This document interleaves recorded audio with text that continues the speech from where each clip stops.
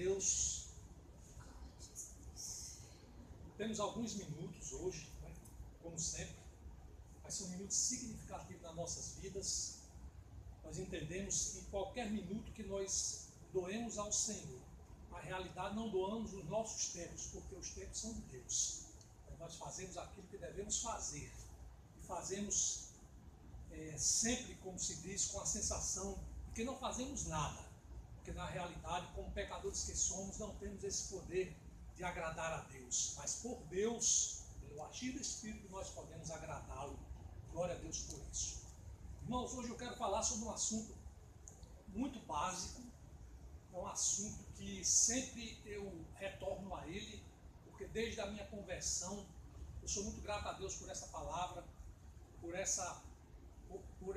por aquele momento em que Ele me fez compreender que na realidade é ser discípulo de Jesus. Muito se fala em discipulado, muito se fala em ser crente, muito fala em conversão, mas muitas vezes, muito de nós não compreendemos o que de fato seja servir ao Rei, ser discípulo de Jesus. E na verdade, quando nós compreendermos essa palavra, muitos de nós desistiremos de ser seguidores de Jesus Cristo. Porque Jesus, na realidade, ele não queria qualquer um seguindo-o. Tanto é que ele afastava muitas pessoas, no sentido de que ele só queria aqueles que compreendiam exatamente o que significava a graça, o que significava o Evangelho. Então vamos começar aqui numa frase, que é a frase basilar de hoje, que é em Mateus 16, 24. Aqui na epígrafe, nesse texto inicial aqui, sempre diz que o discípulo de Cristo deve levar a sua cruz. Falar em levar a cruz já nos causa um certo arrepio, um certo constrangimento. Mas vamos tentar entender o que é isso, né? Então disse Jesus a seus discípulos: se alguém quer vir após mim, negue a si mesmo, tome a sua cruz e siga-me. Isso é a base. Isso é a base. Se nós não compreendermos essa frase de Jesus, esse ensinamento de Jesus, não estaremos fazendo nada.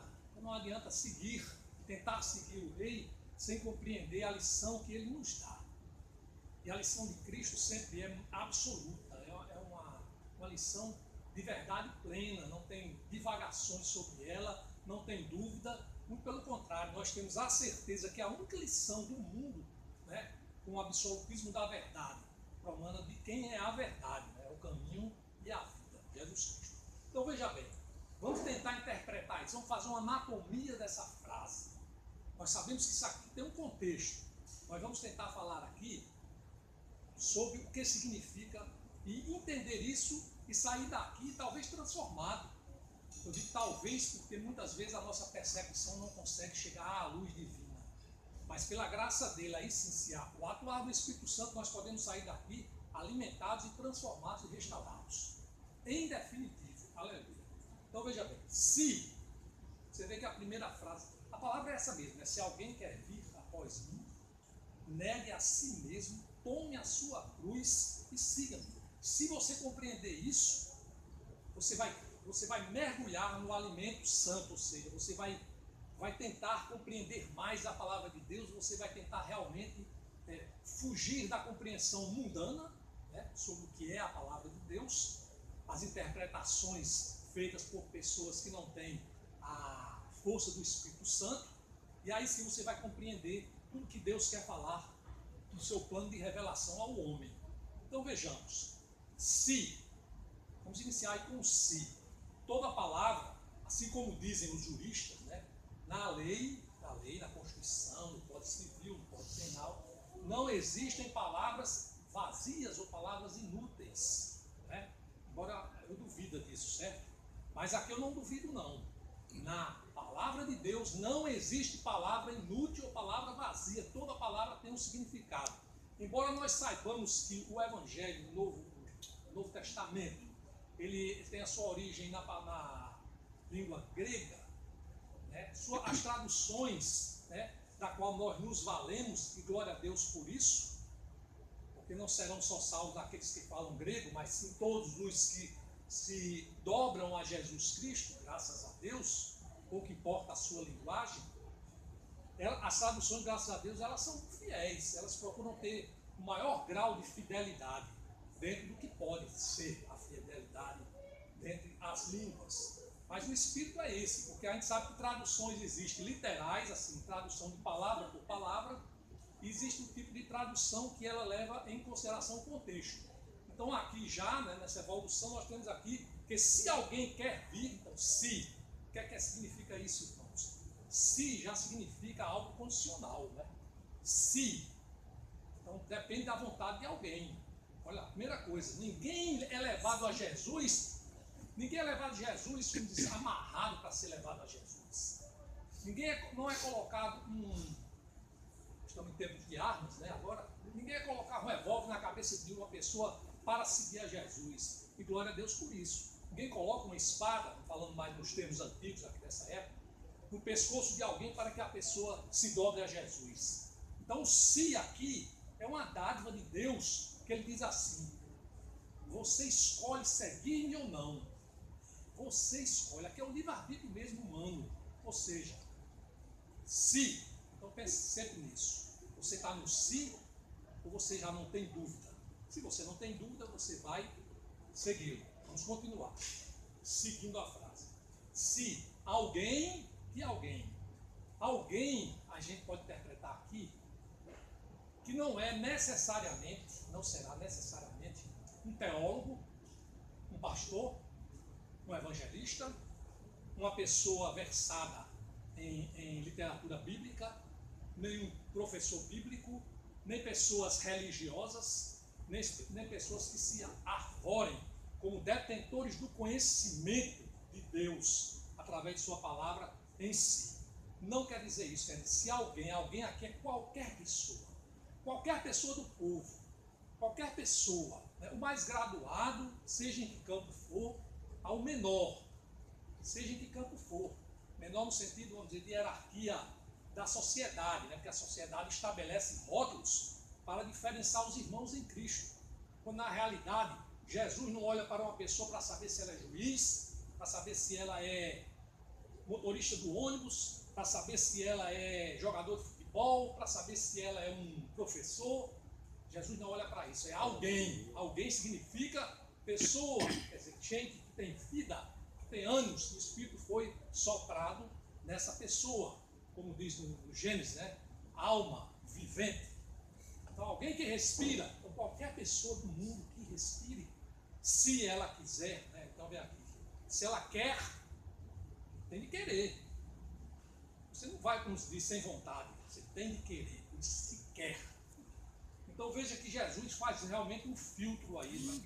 Ele não diz assim, venha de todo jeito, não. Se alguém quer, você quer, irmão, vir, ou seja, caminhar com ele, andar com ele, caminhar, vir, após mim, porque a gente vê que muita gente, principalmente os religiosos, querem ir na frente de Jesus, quer dizer o que Jesus vai fazer, quer dizer como você deve seguir Jesus, mas ele não, ele diz assim, após mim, ou seja, ele está na frente da glória dele, ele não abre mão, ele está na frente, você vai seguir Jesus, ou seja, após mim, após ele, sempre depois dele, a si mesmo se negue. Essa é a parte que ninguém quer, a si mesmo se negue, ou seja, quem quer se negar, quem quer renunciar às suas estruturas, ou seja, qualquer que seja dela, provendo de onde seja, ou seja, vamos explicar, você que é uma pessoa muito orgulhosa pelo seu conhecimento,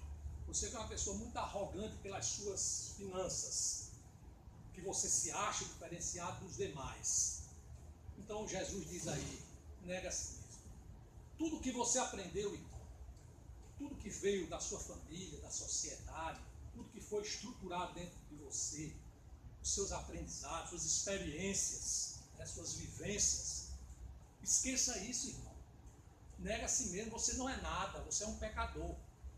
Então se desvencilhe, certo, da sua arrogância, do seu orgulho. Orgulho, na verdade, é um pecado contra Deus. É um pecado contra Deus. Se desvencilhe dele, se torne humilde como Jesus nos ensinou logo aqui atrás no discurso do Sermão da Montanha, né? Humilde significa humilde de espírito, bem-aventurado, porque deles é o reino dos céus, significa toda pessoa que é ensinável. Isso é ser humilde. O que é ser humilde? É aquela pessoa que se dobra a Jesus e diz assim: vem Jesus, eu quero receber de ti. Eu não tenho nada para te dar, mas eu tenho tudo para receber de ti.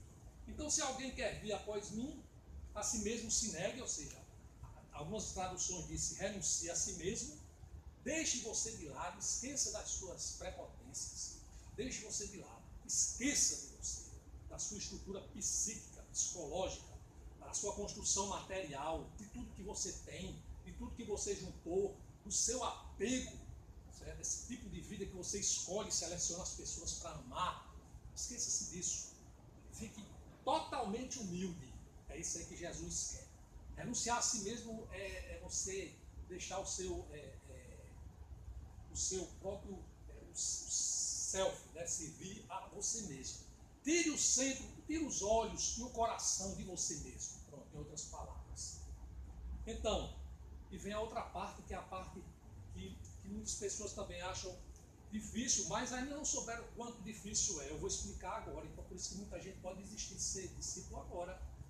Porque diz: tome sua cruz. Então, tome sua cruz para a visão leiga, para a visão das pessoas que não compreenderam ainda a palavra do Senhor. Tomar a cruz na forma usual que nós sabemos é levar algo pesado, não é um fardo. Por exemplo, eu tenho uma doença, aí você leva aquela doença, essa é a minha cruz, eu vou conviver com ela. Você tem problema porque você está desempregado, você tem problema porque você perdeu o seu cargo, diminuiu o seu cargo na empresa, você tem problema porque você tem um problema de relacionamento com a sua esposa, ou com o seu esposo, ou com familiares, ou com os vizinhos, ou com pessoas do trabalho, ou com pessoas da escola, pessoas da universidade, seja o que seja. Tomar a cruz não é isso não, isso aí não é nada não. Isso aí todo mundo vai passar, certo? Mas vai passar quando morrer. Porque até morrer, até na porta da morte, as pessoas continuarão levando essa cruz que os homens acham que é uma cruz que você pode tirar de você. Não, aqui eu vou resolver o problema com minha mulher, tirei minha cruz. Resolvi um problema com o médico, tirou uma doença, o médico passou isso, deu uma cirurgia, tirei a minha cruz. Não tem nada a ver com isso não. Esquece, tome sua cruz como coisas humanas, nesse sentido. O tome sua cruz, nós estamos encerrando, porque faltam só 5 minutos. O tome sua cruz, na realidade, é você não só perceber, mas você se dobrar a Jesus. Essa é a sua cruz, por incrível que pareça. Você acha que não pesa? Aí é que está. O homem pesa, porque o homem é treva, o homem é poço de maldição, trapo de imundícia à justiça humana, segundo o profeta Isaías. Então nós nos desvencilharmos de toda essa pobreza que somos, de toda essa característica doentia que nós somos de pecado, para abrigar a luz, a imensidão da bondade, da misericórdia. Poxa, nós não queremos. Porque a luz não se abriga nas trevas. As trevas não querem a luz. Então, irmãos, você pode entender mais essa cruz. Isso aqui eu não vou falar porque não vai dar tempo. Mas tem 7 frases que Jesus proclamou na cruz. 7 frases. Rapidinho, vou dizer aqui. Depois vocês vão verificar. Né? Pai, perdoa-lhes porque eles não sabem o que fazem. Lucas 23, 24. Não há discípulo sem perdão. Então essa é uma faceta da cruz que você vai levar. Ó. Ser como Jesus, perdoar os outros. Ó. É difícil, né, perdoar os outros. Nós não perdoamos nem a nós mesmos, como vamos perdoar os outros? Em verdade te digo hoje, estarás comigo no céu. Para isso. Lucas 23, 43. Aqui é uma palavra de salvação que Jesus está nos dando, ou seja, aí na cruz nós precisamos o quê? Nos arrepender como o ladrão se arrependeu na hora, por isso que ele disse isso, não foi? Hoje você estará comigo no paraíso. Diz para o ladrão: ó, arrependimento aí, você se arrepende, irmão? É cruz é isso. Cruz não é doença, né? Não é problema financeiro não é briga com mulher não. Cruz é perdão, perdoar os outros. Cruz é arrepender-se para obter a salvação. Depois Jesus diz, mulher, eis aí o teu filho. O que é que significa isso? Vai lá em João 19, 26, significa cuidar do próximo. Por quê? Porque Maria, ela não era a mãe de João, o único discípulo que estava lá aos pés da cruz.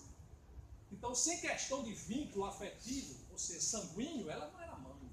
Mas Jesus dá o exemplo e diz, mulher, cuida aí do teu filho. Cuida dele, né? Eis aí o teu filho.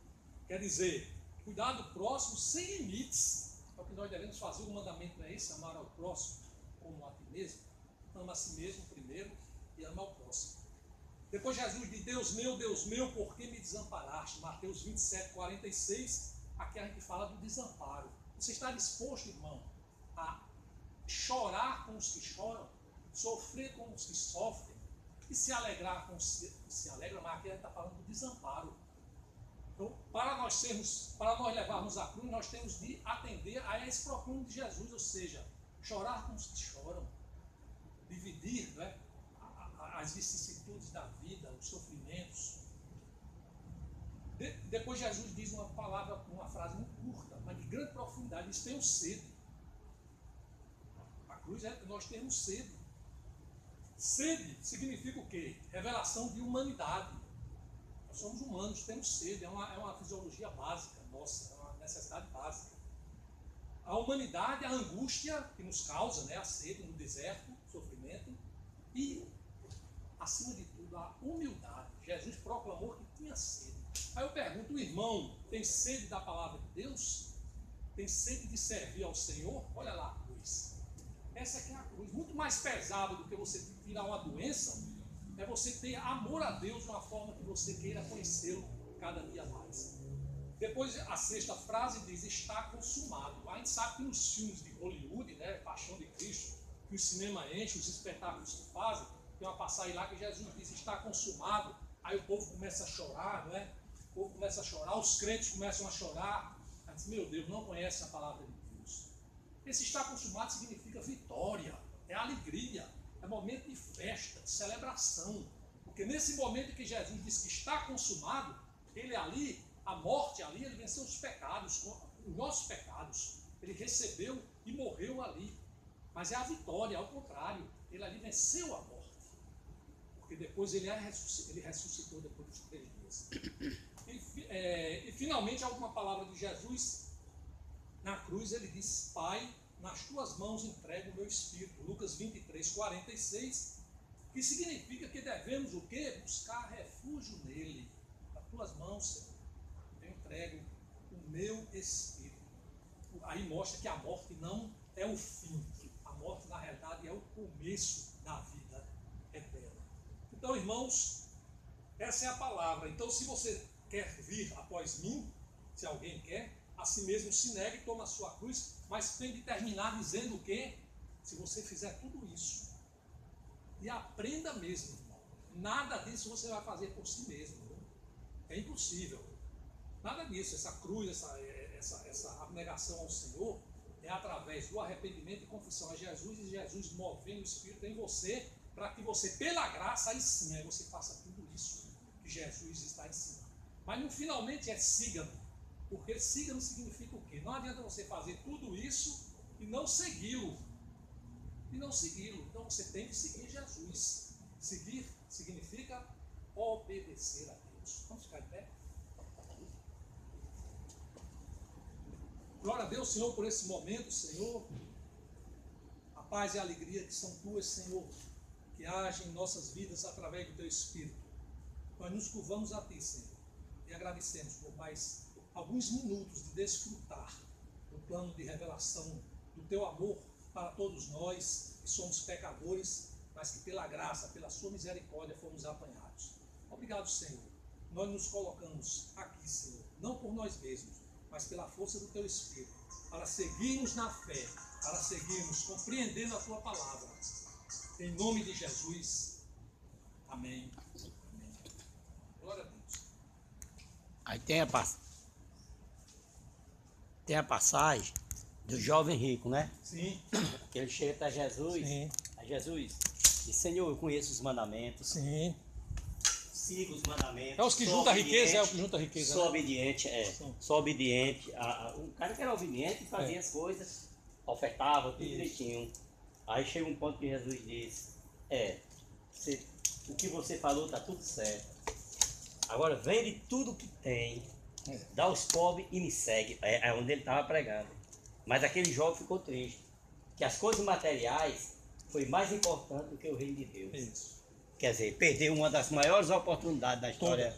Porque ele chamou, porque na terra, tesouro só no céu, né? E ele fugiu, né? O jovem não quis mais. O jovem não quis. Quer dizer, ele trocou o que ele perde em segundo na terra pelos tesouros no céu, que é a salvação. Foi uma das passagens mais lindas que eu achei na Bíblia, assim, porque Jesus foi diretamente aquele homem. Ele ofereceu a ele a vida eterna. Ele não quis. Uma coisa que homem nenhum na terra